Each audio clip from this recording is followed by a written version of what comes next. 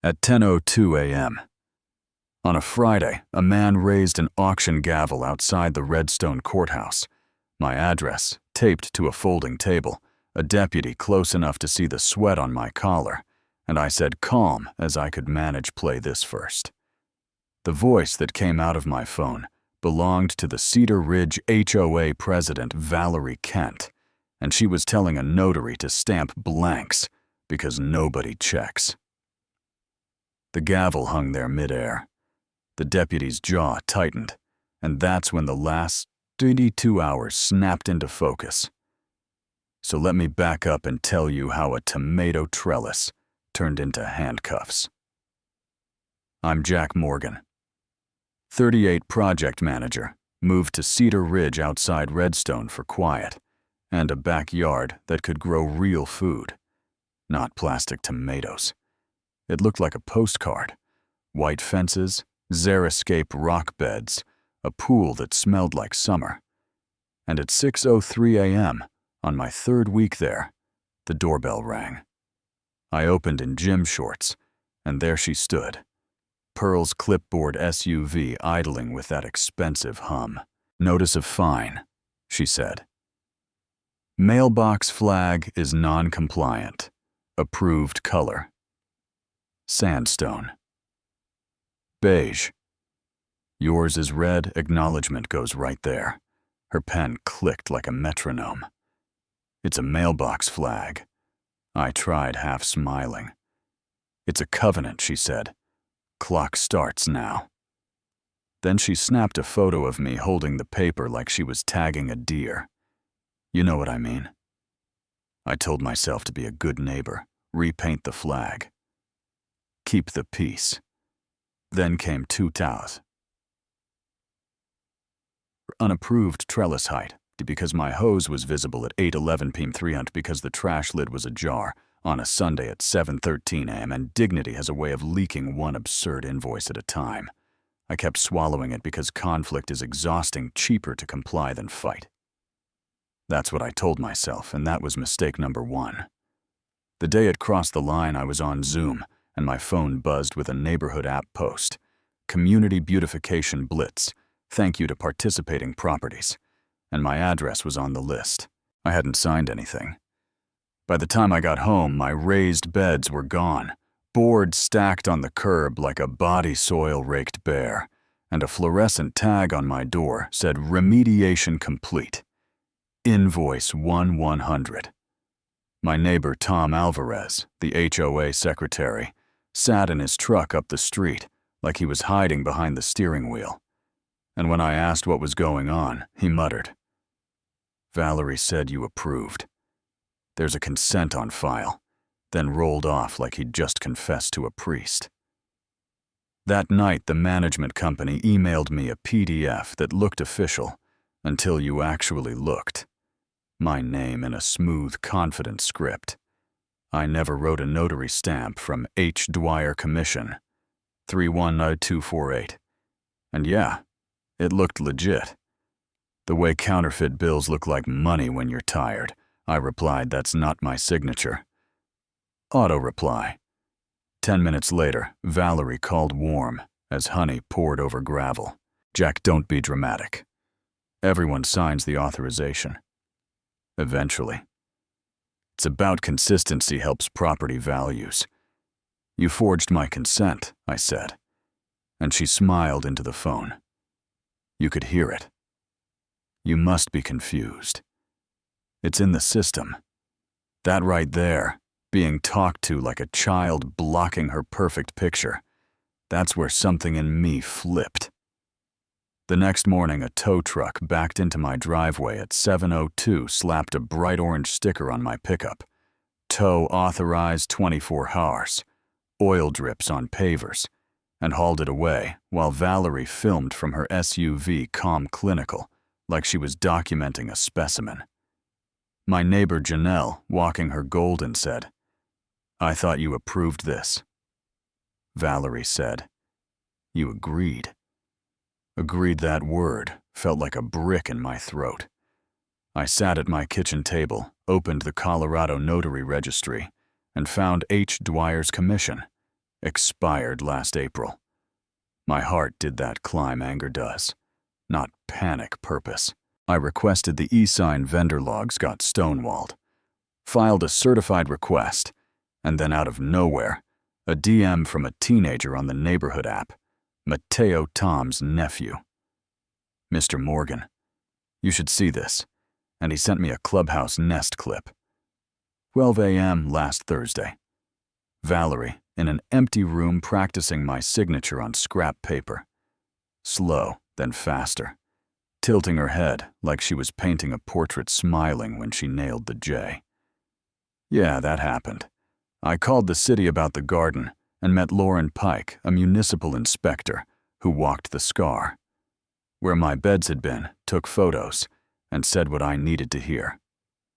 HOA can't touch private property without consent. Not these boxes, not like this. They'll waive a paper, I said.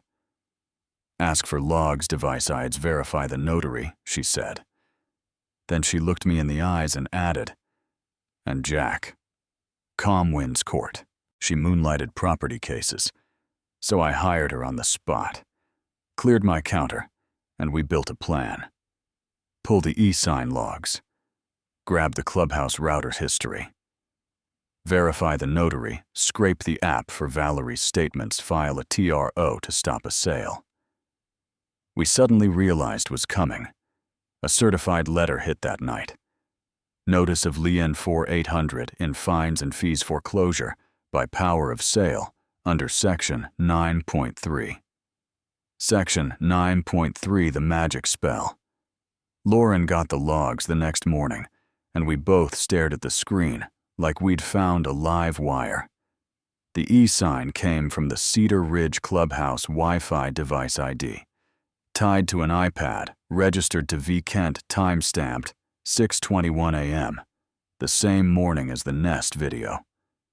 We printed the notary registry page, showing the commission dead last April, drafted a preservation notice, and walked into the board's hearing at the clubhouse with our folder, folding chairs, burnt coffee pods, neighbors leaning against the walls, pretending not to love the drama, and Valerie lined up her papers like soldiers. "Let's be adults," she started. Mr. Morgan has repeatedly violated covenants. We all want consistency. And she slid the consent across the table like a gift. I slid 3 pages back, the IP log that said Clubhouse Network, her device ID, the state page where the notary was expired, and a freeze frame of her practicing my name. "That's your iPad, Valerie."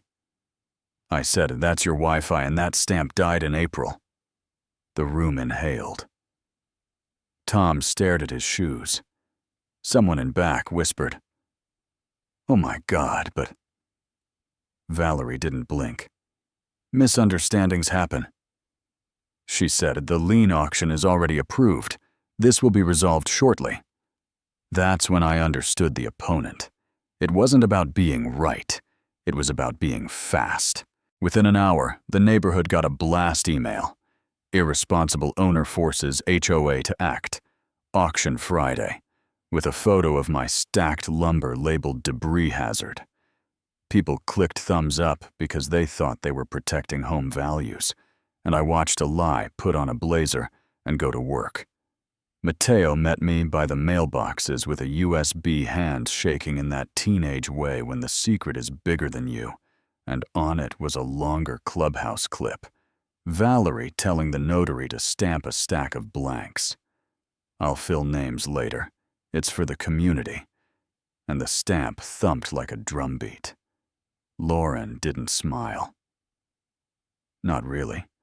She just said, "This is no longer a neighborhood dispute. This is forgery.